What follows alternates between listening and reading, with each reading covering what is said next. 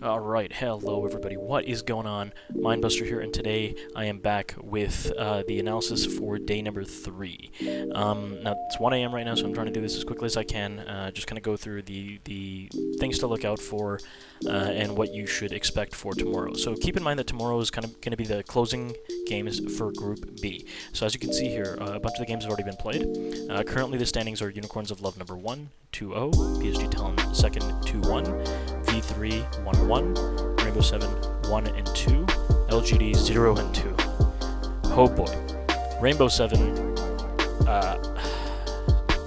That game was so much in the favor of LGD, and then it just everything went wrong for them. Just everything.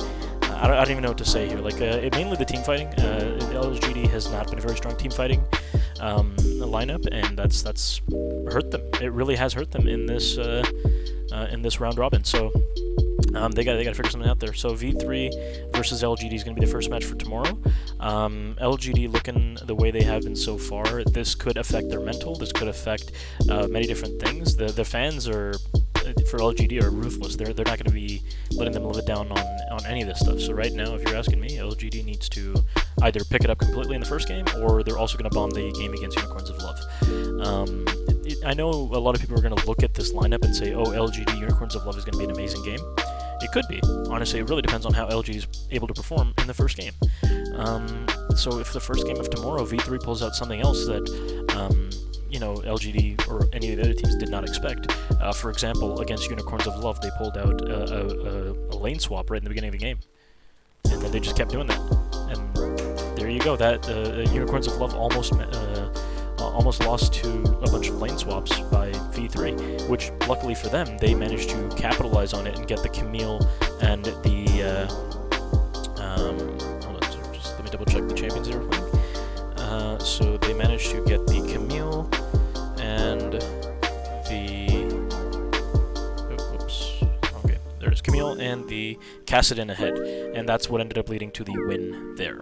But anyways, coming back to the first game for the day, so V3 LGD. Once again, really depends on the mental for LGD right now. I believe they are a strong team. They should still be able to put up a fight, but V3 is, at this point, looking like they can win that. However, I don't think I'm going to bet against LGD just yet. I still think LGD can pull off the win. They were looking very good against Rainbow 7. The one thing that they need to work on is their team fighting. So if they can manage to get their team fighting in line, and they can get a decent draft going, they can win that game. So I'm going to give it to LGD. After that, we have Rainbow 7 Unicorns of Love. Now, Rainbow 7 Unicorns of Love it's going to be a very interesting matchup, but in my opinion, Rainbow 7 has shown and proven that they're more than capable of taking down the big level teams, and Unicorns of Love are not going to be an exception here, in my opinion. So right now, Rainbow 7, their best player, in my opinion, at this point has been Jose Deodo. Alone has been much better than I thought he would be. Initially in the first couple games, or first game that they played, Alone was one of the major reasons why they didn't have that much pressure towards mid. He didn't, if you remember what I mentioned last time in the videos, he wasn't really hitting his skill shots. He wasn't able to get the amount of damage that he wanted to get out there. And it ended up leading to missed opportunities on the part of Rainbow 7. So now that he's on Tristana and characters that, who else was he on today? He was on Tristana and Oriana. So now that he's on characters that he can actually be effective on and move around the map and actually do proper damage on without having to rely on skill shots, he can now actually do quite a bit. So once they put him on mid laners that are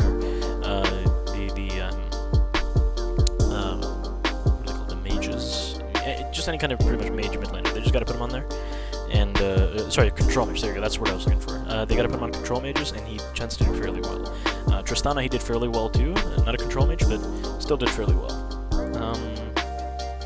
They should look to once again play around Ase in the top lane and Jose Deodo. So what they should do is, I think what they're currently trying to do is they're trying to go for the tank top laner. So they're trying to go Ornn in the last game. So in the game that they won, yeah, they had a tank top lane, they had a tank support, and then they let the mid AD carry and jungle do all the carrying, which I agree with 100%. Shadow has shown himself to be a fairly aggressive support, which is really good, but at the same time, it has also led to opportunities on the side of the other team which LGD did capitalize on in the early game. A couple times, actually. But what ended up happening is their team fighting is very good, so currently they're all able to play very well together. Not sure why, but LGD is just not able to team fight, so if they can turn that around, then yeah, LGD can win the game versus V3. But anyways, Rainbow Seven Unicorns of Love, what I expect to see here is, once again, they're gonna draft around mid jungle, and I hope that they draft around top lane this time instead of the AD carry, because even last time, they didn't really draft around Leza, they just kind of put him on Ezreal, because they took away the Twitch, the LGD took away the Twitch yesterday, so they put him on Ezreal. But anyways, so that's what they should look to do. Unicorns of Love are probably going to look to completely screw over the bot lane, with whatever kind of counter pick they have to do. So that's why, in my opinion, they should look for an advantage in the top jungle mid regions, and then they should get a roaming mid laner ideally. So Zoe TF. Now the first game with Zoe for alone, or not alone, sorry, yeah, alone, wasn't the best, but at the same time, I would like to see him on it again just to get him roaming around. And if you can actually hit the skill shots, then and get the damage out, yeah, 100%. They can take the lead. Yeah, I think that's really all I got for that. Now let's talk about Unicorns of Love. So Unicorns of Love, oh boy, these guys have been smashing it right now. The Gadget has been just completely toying with the enemy coaches. I don't know, man. This guy's champion pool has Swain and Orianna as AD carries. Like, come on, man. Like, that's... I don't know which coach came into play-ins expecting to see those on the AD carry lineup. So, anyways, moving forward. But yeah, the Unicorns of Love have a lot of respect picks that the Rainbow Seven squad is going to have to kind of respect here. So, for example, the Kassadin from No Man's in Game 1 was insane, as was the Orianna in the second game.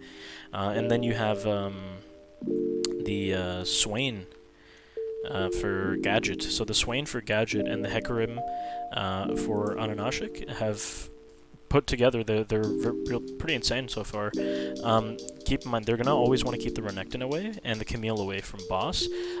So if the top lane pick ends up going into second banning phase, I want to look for a Camille Renekton ban away from boss. Now, and then of course get a Ornn or some kind of tank top laner for Asa in the top lane and just have him wait until late game. So, yeah, that's pretty much it.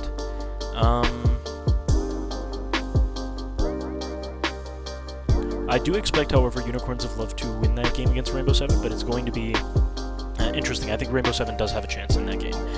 So anyways, LGD win, Unicorns of Love win, and then I'm going to go down towards the third game now, so PSG Talon V3 Esports. V3 has shown us that they are capable of making plays that are not exactly expected, right? So, for example, the lane swap, which I've already mentioned before, and they also pulled out the Karthus Jungle in Game 3 versus Unicorns of Love, which, of course, ended up in a loss, but it still did pretty well. It put Unicorns of Love in a bit of a situation where they did have to fight their way out. So I did like the Karthus jungle pick, and it has been something that a couple of junglers have been spamming in solo queue. So I've seen that a couple days ago when I was looking at the solo queue stats. Anyways, but moving forward. So I look to put Archer on Twitch or Caitlyn. I look to put Paz on Sion Ornn. I look to put Boogie on, yeah, of course, any one of his carry junglers. Does not matter which one. AP carry, maybe Hecarim. I'm not sure if he plays it that much. I don't see it on the list that I have here for him. But Lilia, Nidalee, Evelynn. You can even play Elise. Yeah, there's so many different things they can go for there. And then yeah, they looked for a Galio in Game 3, which I think was a decent idea. But considering they were up against the Kassadin, I mean the Kassadin was picked afterwards, but you get the idea. I still feel like the set would be a better option for Ace in the mid lane. So go for Sion, or no, not Sion, sorry, Ornn, maybe Nidalee, set, and then you can go and look for maybe like a Twitch or Twitch Nautilus maybe, or like a Caitlyn Nautilus. maybe Jin Nautilus. It really depends on what you can get based on pick ban phase. So those are going to be the picks to look out for V3. Now let's talk about PSG really quickly. So on PSG's side, you're dealing with a situation where you have Hanabi, who's most likely going to be put on a tank. He was put on Volibear and Ornn before. They played 3 games, so he was put on Volibear, Ornn, and I believe it was... where is it? It was the game before that one. He was on Camille. Okay, so... considering that most likely Rainbow 7 is going to go towards a tank top laner, I think Hanabi might want to be playing Camille this time. So if V3 does not ban Camille out, I'd need Camille. Otherwise, just put him on Ornn or Mordekaiser. Either one works in that case. Now after that, Kongyue. I look to see Kongyue move away from the Echo jungle, and I want to see him more going towards the Lee Sin and the Graves. So even if Echo is open, I would like to see the Lee Sin and the Graves in this case, simply because when you're dealing with a team like V3. You know that they like to play carry junglers, so if you go on Lee Sin Graves, you can probably counter the Lilia or the Evelyn or whatever else they're trying to play, so especially the Graves. That's the main one I'm looking at there. Uniboy, get him off the set. Uniboy can do well on the set, but he has shown that he is much better on those control mages and characters like or champions like that. So I want to see him on Orianna Zoe or maybe Syndra. So Syndra was open in their loss to Unicorns of Love, and that's what I would have liked to see there. But they went with a set, and it's pretty understandable why, because they went Orion on the other side, so the set can slightly nullify some of the AP mid laners. But it's mainly a Zoe counter pick. I'm not quite sure how well it works against Orianna, but right now it was a loss in that game, so I'm going to assume that they should go for a Syndra next time. Anyways, moving forward. So D... yeah, they just threw one Senna-ban at D. That was just to kind of throw them off their game, because they went Echo Jungle and a tank top laner, just like they did in that first game. So they just didn't want the exact same kind of lineup from the first game showing up here, so they just banned Senna, and they went Jhin. And D was able to do very well on this Jhin, so... I don't want to see Kaiwing on Alistar. I really don't. He played, I believe it was Bard one time, and... I forget exactly what he's played so far, but what you need to know for now is Kaiwing needs to be on some sort of playmaking support. I really need him on a playmaking support. You can say Alistar is a playmaking support, but what I mean is more of like a utility playmaker. So for example, the Rakan or the Thresh, or maybe even the Bard, right? So Rakan, Bard, Thresh, that's what I look to see him on for tomorrow. If they can manage to do that, honestly, I think Kaiwing is more than capable of carrying the game on his own, and I do expect to see a PSG win tomorrow. So as you can tell, right, so far I'm looking at the games, and I'm just picking the teams that in my opinion are performing the strongest right now. Now, you could look to say, once again, that the LGD pick is just simply based on me not wanting to bet against them, and that is true, but at the same time, like, I don't know if I'm ready to give up on LGD just yet. Moving forward, so Unicorns of Love versus LGD. This is going to be a crazy matchup. Unicorns of Love is going to pull something out. LGD is going to try to respond to it, or if LGD wins the game, the first game of the day, then they're going to look to pull something crazy out themselves. One of the two.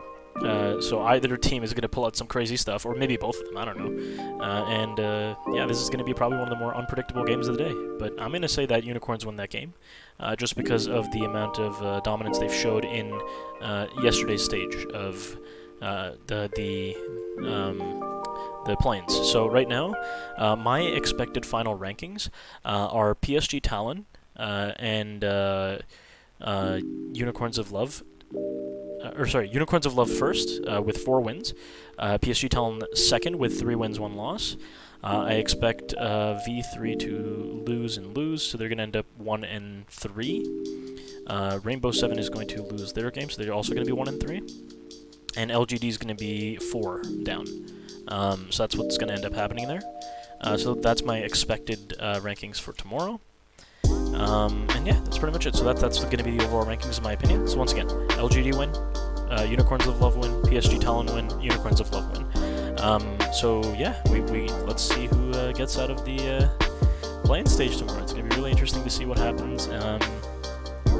Yeah, and as you may have noticed, I'm no longer wearing sweatshirts and polo shirts now. I'm actually wearing a proper shirt and tie now. The reason why is because I'm going to try to make the production of my stream, or not my stream, but my YouTube videos here a little bit better. Of course, there's still a nice little bedroom in the background. I'm going to try to get to a situation where it's a little bit more professional looking. But right now, what you need to know is that, yeah, I know a lot of people are showing me a lot of support on these videos, and I really do appreciate it. I want to thank you all very, very much for this. And yeah, if you want to see more of this kind of content, please leave a like, subscribe, and check out my Twitch and my Twitter. I'll be providing updates on some of the games and my opinions on them on Twitter as well. Just a quick note as well. I was going to say something, I kind of forgot what I was going to say. Anyways, so that's going to be it for me for today. Please look out for the videos.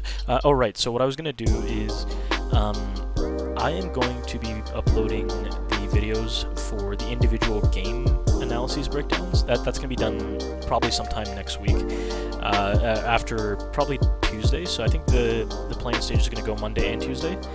So I'll do another prediction video for Tuesday's games, but then I'll probably do the actual overall look into the playing stage and the games themselves, and the teams themselves on Tuesday or maybe after Tuesday. Just because currently I have work and I also have school, so I'm kind of balancing everything in between right now. So I'm running on like 6 hours of sleep over the last 2 days right now, just to be able to get all this stuff out. So yeah, you guys are gonna have to wish me luck on this one. But anyway, so that's that.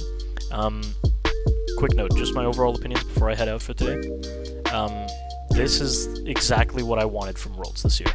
I know I haven't been very correct in some of my predictions, but let's be honest here, if things went the way they were supposed to go, or the scripted way was supposed to go, then I would have like a 70-80% rate of being correct right now. And honestly, I don't mind. I love this. I love seeing crazy upsets. I love seeing stuff like this show up in Worlds. So you know what? I'll take it. This is very good. And I really love seeing what's happening right now at Worlds. It's going to be very interesting to see what happens tomorrow, because I think some of those games are going to be very fun to watch. And there might be an upset tomorrow. Specifically, I'm looking at Rainbow 7 Unicorns of Love. But anyways, that's pretty much it, guys. Have a great day. Leave a like, subscribe, and I'll see you all later. Bye-bye.